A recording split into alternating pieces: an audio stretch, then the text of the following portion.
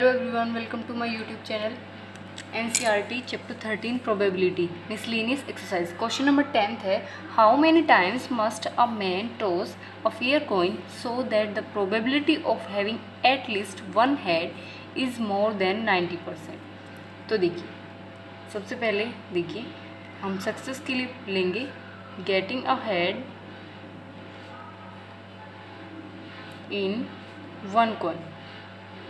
तो देखिए एक कॉइन को जब थ्रो करते हैं तो हेड कितनी बार मिलता है?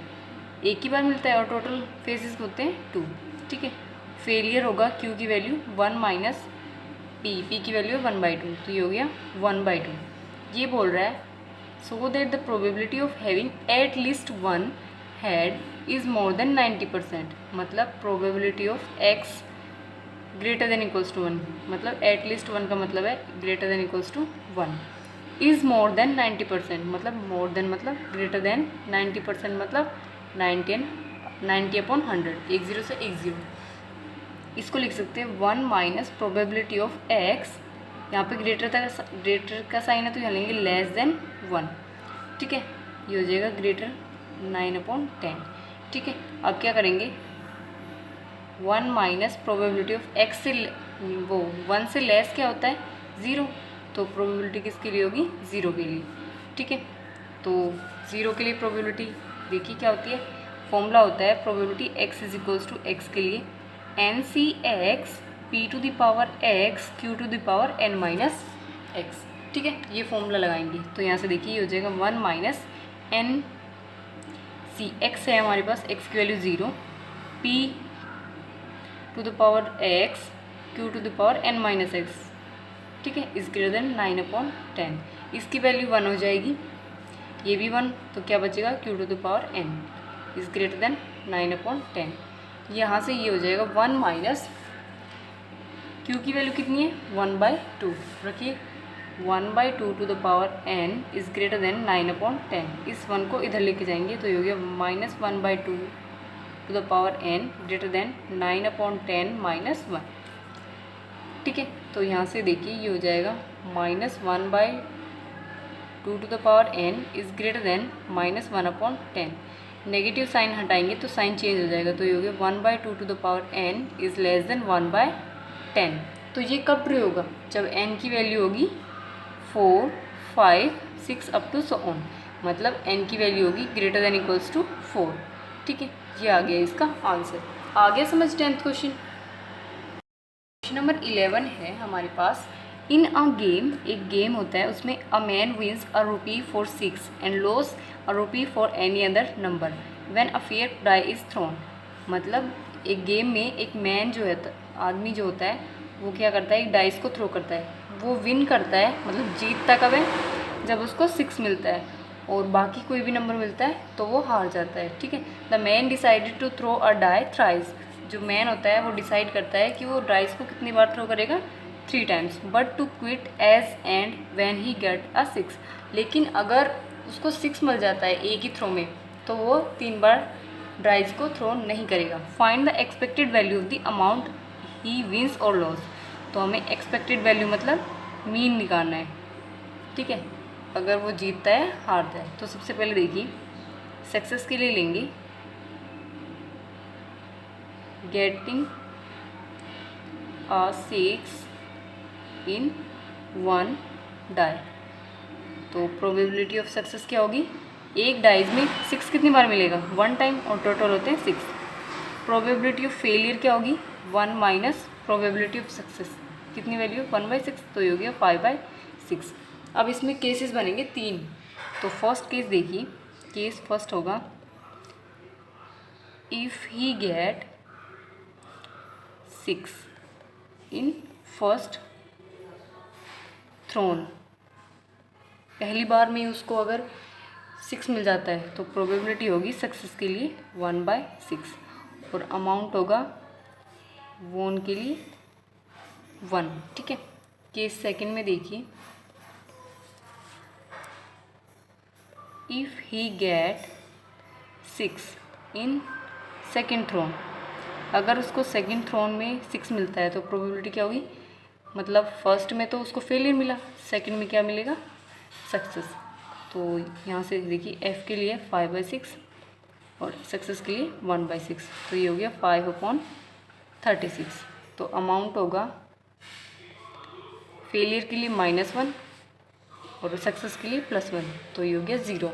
ठीक है, केस थर्ड में देखिए,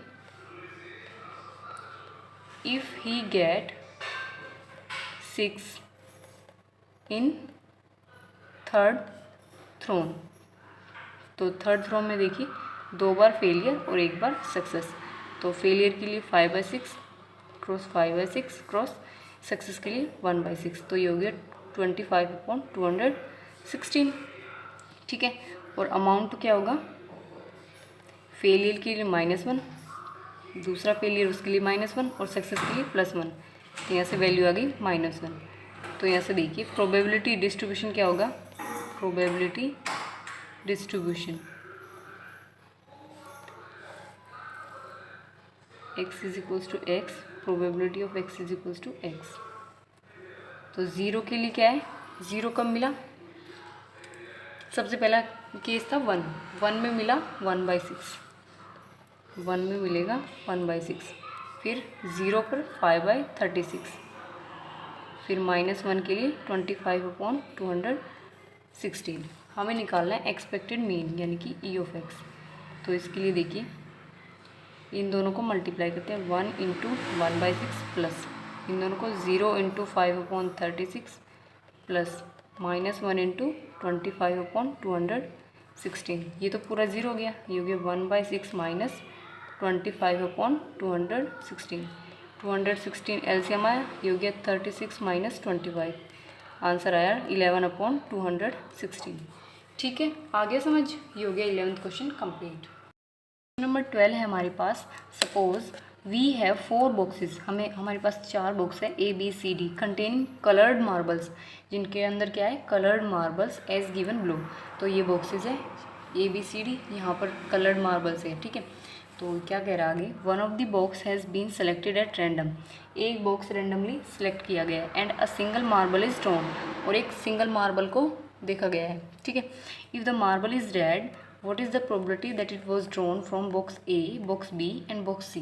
तो प्रोबेबिलिटी बतानी है, मार्बल अगर रेड है तो किसकी बतानी है, बॉक्स A, बॉक्स B और बॉक्स C के लिए। ठीक है, तो सबसे पहले देखिए हम यहाँ पे बेस थ्योरम वाला फॉर्मूला यूज़ करेंगे। तो यहाँ पे देखिए E1 E2 लेंगे, तो E1 लेंगे सिलेक्टेड बॉक्सेस A, E2 लेंगे सेलेक्टेड बॉक्सेस B, E3 लेंगे सेलेक्टेड बॉक्सेस C, E4 लेंगे सेलेक्टेड बॉक्सेस D, और A लेंगे red marble is drawn.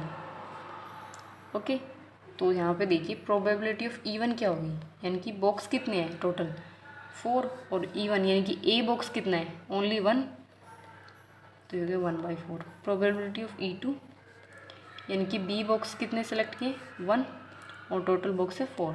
Probability of E3 क्या हो गया, टोटल बॉक्स है 4 और C है 1, और प्रोबेबिलिटी ऑफ E4 भी हो गया 1/4।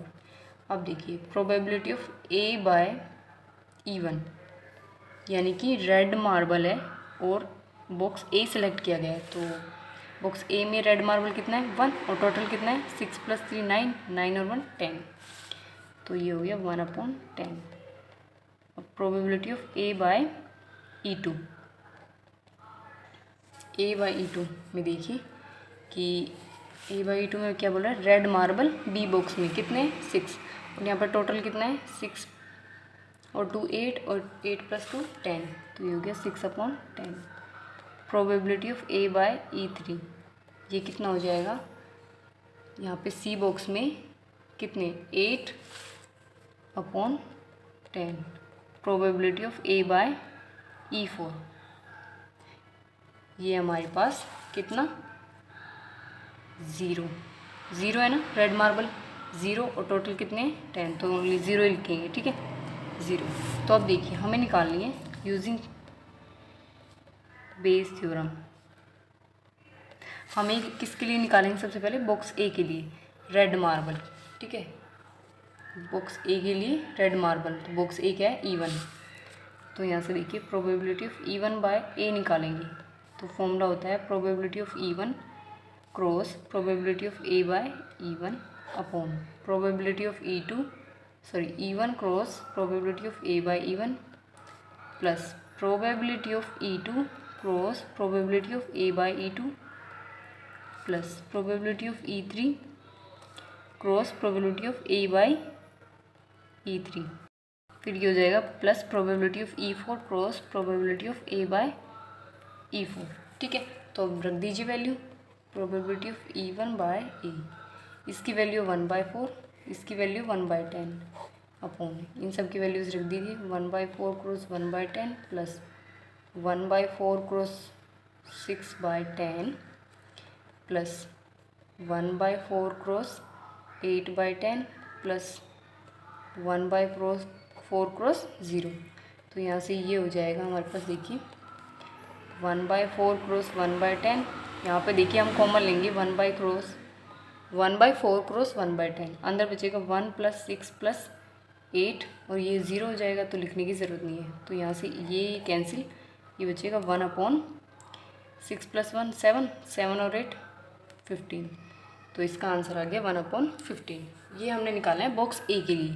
अब बी के लिए निकालेंगे तो यहाँ पे लिख देंगे E2 और यहाँ पे E2 की वैल्यू कितनी है, यहाँ पे 6/10, तो 6/10 कर देंगे, बाकी भी नीचे सेम यानी कि 1/4 इंटू 6/10, बाकी ये टोटल हो जाएगा 1/4 क्रॉस 1/10 क्रॉस 15, ये यहाँ से लिख दिया मैंने। ठीक है, ये निकालेंगे E2 के लिए, E2 बाय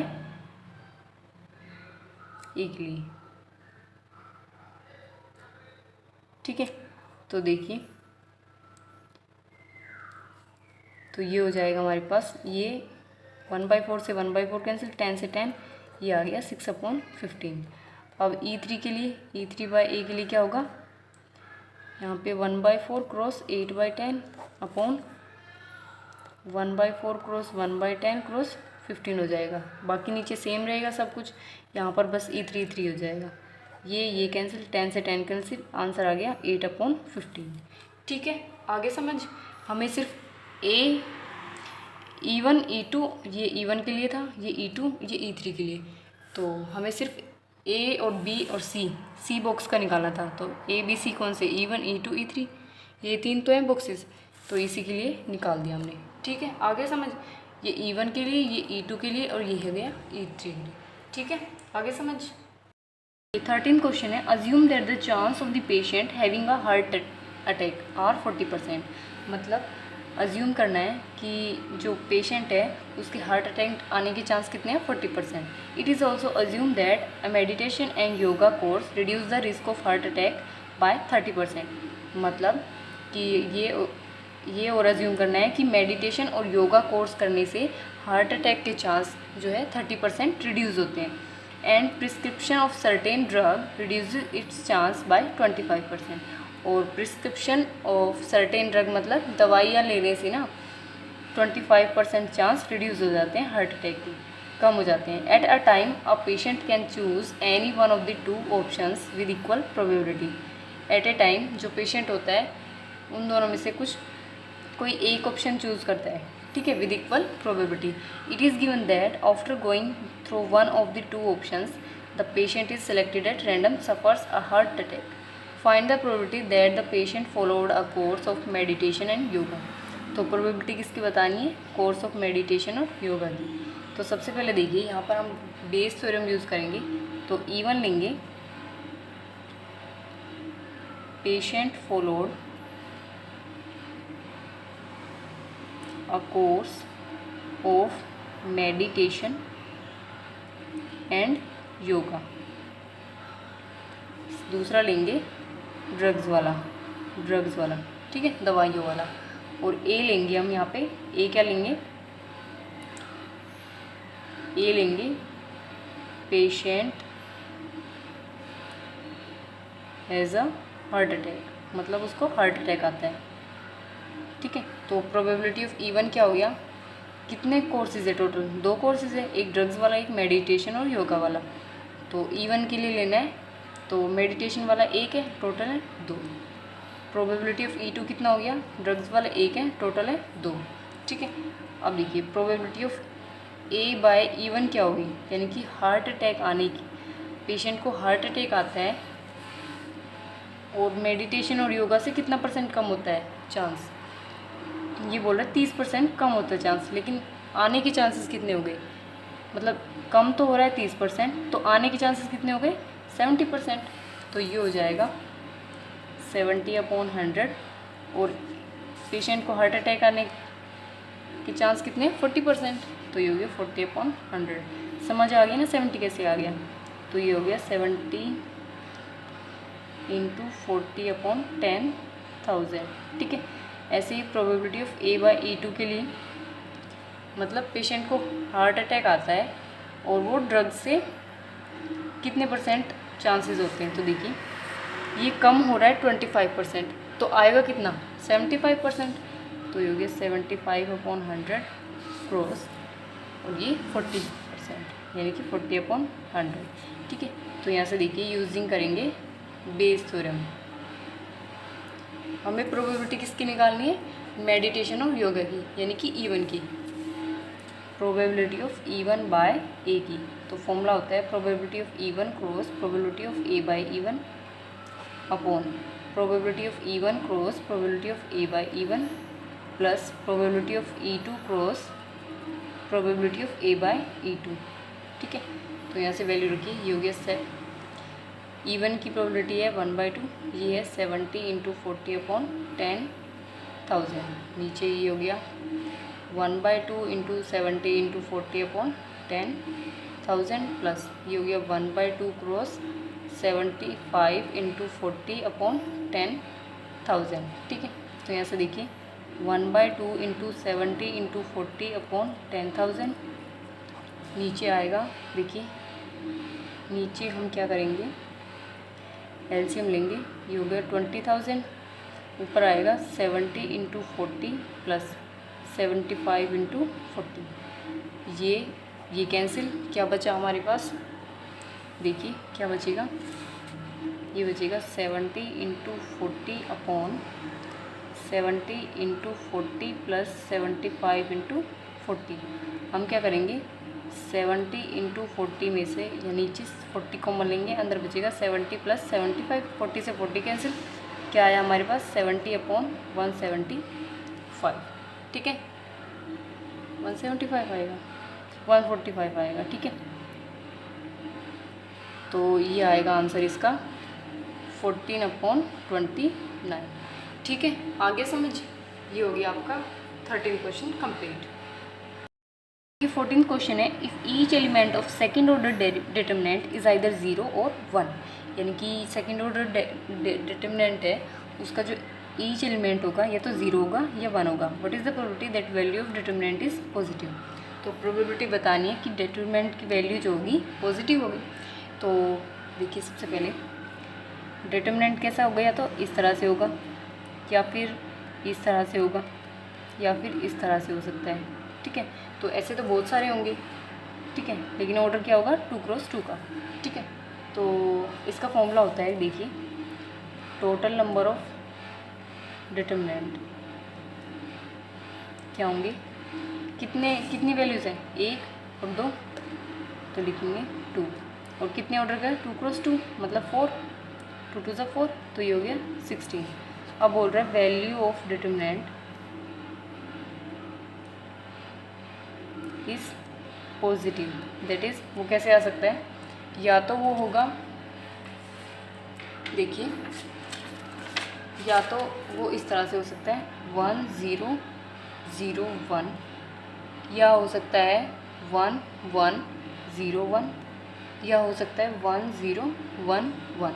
ठीक है, तो इसका डिटर्मिनेंट निकालेंगे, 1 - 0 1 आएगा, ये हो गया 1 - 0 1, 1 - 0 1, तो पॉजिटिव आएगा। तो टोटल डिटर्मिनेंट कितने हो गए 3। ठीक है, तो यहाँ पे देखिए रिक्वायर्ड प्रोबेबिलिटी क्या हो गई, रिक्वायर्ड प्रोबेबिलिटी कितने डिटर्मिनेंट है 3, और टोटल नंबर ऑफ डिटर्मिनेंट है 16, तो ये आ गई रिक्वायर्ड प्रोबेबिलिटी।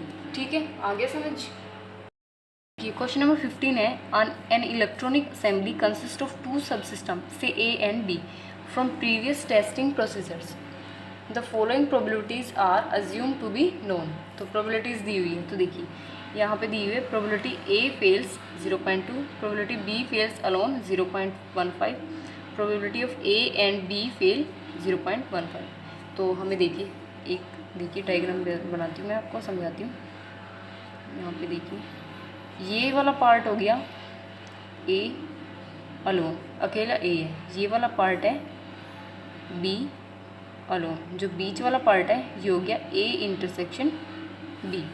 ठीक है, तो देखिए सॉल्यूशन देखिए, प्रोबेबिलिटी ऑफ ए दिया हुआ है 0.2, probability of B fails alone ये दिया हुआ है हमारे पास। देखिए probability of B fail alone, इसका मतलब होता है probability of B fail minus probability of A and B fail, इसका मतलब ये होता है। ठीक है, तो यहाँ से देखिए इसकी वैल्यू कितनी है 0.15, ये हो गया प्रोबेबिलिटी ऑफ बी फेल, इसकी वैल्यू 0.15, ये इधर जाएगा, ये हो जाएगा 0.30, ये आ गई प्रोबेबिलिटी ऑफ बी फेल की वैल्यू। ठीक है, हमें निकालना है फर्स्ट पार्ट में probability of A fail by B has failed, मतलब probability of A by B. इसका फॉर्मूला होता है probability of A intersection B upon probability of B. इसकी वैल्यू गिवन है हमें 0.15, ये ठीक है, और इसकी वैल्यू ये रही बी फेल की 0.3। ठीक है, 0 लिखने की ज़रूरत नहीं है, तो ये हो गया 15/100 अपॉन 3/10, 1 0 से 1 0, ये हो गया 3 5 ज़ा 15, तो ये आ गया हमारे पास, ये आ जाएगा हमारे पास 5/10 यानी कि 0.5 इसका आंसर। ठीक है, बी पार्ट में बोला हुआ है प्रोबेबिलिटी ए फेल्स अलोन, इसका मतलब होता है ए फेल्स अलोन, मतलब क्या निकालना है probability of A fails minus probability of A and B fails. तो प्रोबेबिलिटी ऑफ ए फेल की वैल्यू है 0.2 और इसकी है 0.15। ठीक है, तो ये आएगा आंसर 0.05। ठीक है, ये आ गया इसका आंसर। आगे समझ।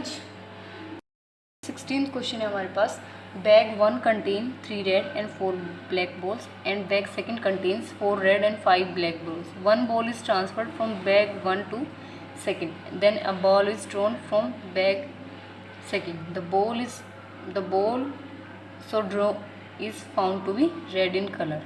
Find the probability that the transferred ball is black. तो ब्लैक की प्रोबेबिलिटी निकालनी है। तो देखिए यहाँ पर क्या करना है हमें, सबसे पहले देखिए हम यहाँ पे बेस फॉर्मूला यूज़ करेंगे। तो E1 लेंगे, रेड बॉल